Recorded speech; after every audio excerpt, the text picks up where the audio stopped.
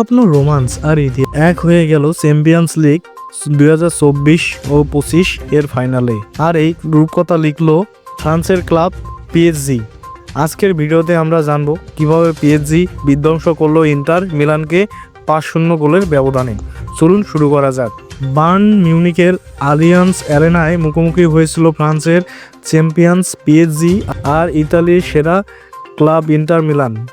দুই দলের লক্ষ্য ছিল একটাই, ইউরোপের শ্রেষ্ঠত্ব অর্জন করা। কিন্তু ম্যাচ শুরুর পরপরই ঘুরে যায় পিএসজির পক্ষে। ম্যাচের 12তম মিনিটে আশরাফ হাকিমি গোল করে পিএসজিকে এগিয়ে দেন। এরপর 20তম মিনিটে ডেজিরে ডোরে দেখান তার অসাধারণ স্কিল, দ্বিতীয় গোল। পিএসজি পুরো মাঠ ছড়িয়ে পড়ে এক আক্রমণাত্মক শক্তিতে। হাফ টাইমে স্কোর ছিল 2-0। দ্বিতীয় অর্ধে ইন্টার ঘুরে দাঁড়ানোর চেষ্টা করলেও ব্যর্থ হয়। 63 মিনিটে ডোরে নিজের দ্বিতীয় গোল করে ম্যাচের হিরো বনে যান।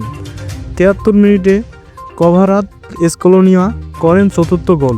86 মিনিটে সেনিয়া মায়োলু গোল করে ম্যাচের শেষ ব্রেক ঠুকে দেন ইন্টার মিলানের কোভিনে। Final score PSG 5 Inter Milan 0।